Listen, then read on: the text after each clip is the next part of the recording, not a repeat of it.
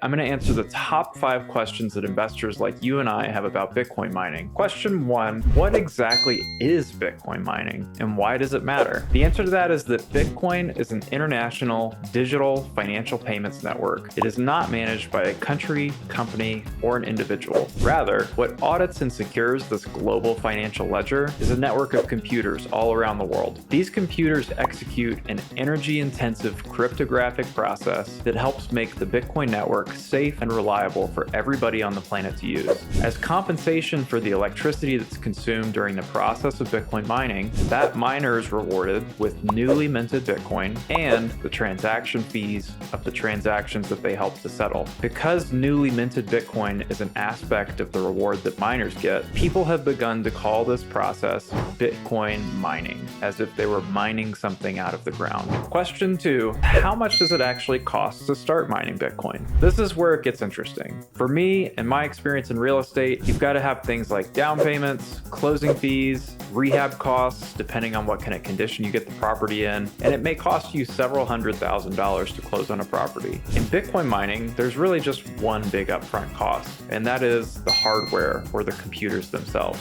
These are specialized machines called ASIC miners, and they're really just a different kind of server. After you buy the server up front, the only ongoing cost that you have is your electricity bill. If you host with a solid provider, your electricity costs can stay low enough that you make a nice profit every month. But if you try mining at home, you might end up paying more in electricity than you actually earn in Bitcoin, which is why this industry is so competitive. People mining at home, unless they're willing to mine at a loss and hold the coin for a long time, aren't likely to be extremely competitive over the long term. It really is all about chasing cheap electricity. To get started in mining, you might need around $10,000 on the low end if you're going to get quality equipment and a quality hosting provider. But you can go up to $1 million or more if you're looking to go big and generate some serious passive income. Unlike real estate though, it's flexible, so you can start at the level of your budget. You don't have to get an entire property for several $100,000. You can get 1 machine, 5 machines, 10, 100, whatever is available to you at that time, and scale up or down as you see fit. Question 3, what kind of returns can I expect? And how passive is this really? This is really the big question of all of them. Your profit in Bitcoin mining depends on a few things. 1 is how efficient your machine is, and 2 is what you're paying for in electricity and hosting costs. Maintenance also plays a factor in this, but if you're working with someone like us, regular maintenance and repair on small components is included in your hosting rate. If you're hosting with someone reliable, you might see around a 30% return on your investment every year. And that's not even considering the price of Bitcoin,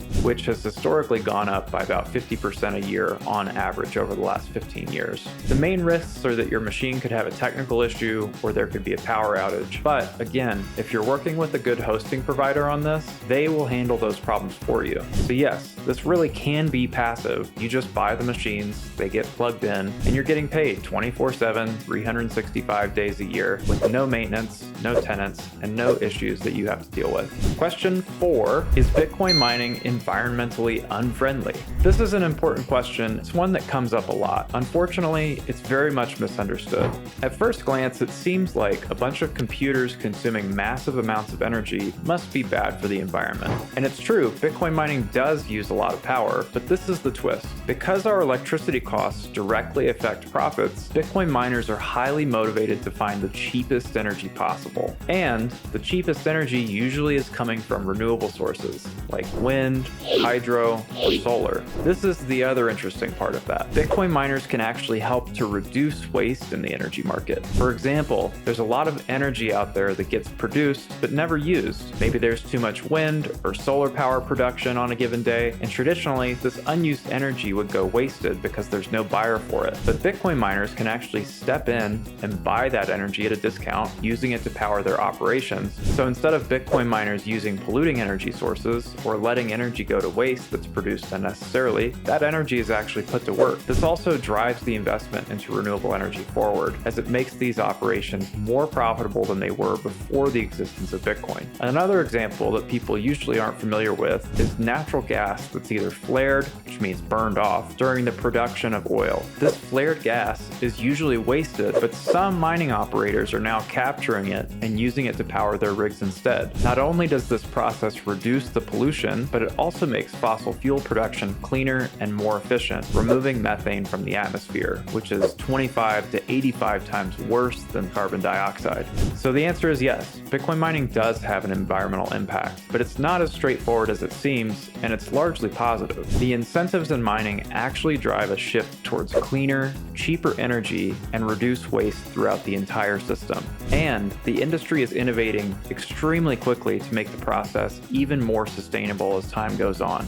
Question 5. How does Bitcoin mining compare to real estate as an investment? The answer is, in real estate, you're typically buying a property that earns you rental income, and over time, the property is what's appreciating in value. With Bitcoin mining, it's essentially the opposite. You're buying equipment, which is what you're depreciating and lose value year to year, and then as compensation, you're receiving returns on your investment in the form of Bitcoin. So whereas you would buy a house, collect rent, and expect the house to appreciate, when you buy a Bitcoin miner, the Bitcoin miner's depreciating, but you expect the Bitcoin itself to appreciate. Your Bitcoin, once you produce it, can be held or it can be liquidated at will. So if you don't have a long-term time horizon on holding your Bitcoin, you can obviously just liquidate it for cash flow. Real estate usually offers more stability due to how common it is as an investment vehicle. The Bitcoin mining, on the other hand, is a relatively untapped business opportunity that has really high growth potential. Bitcoin mining also has no tenant risk,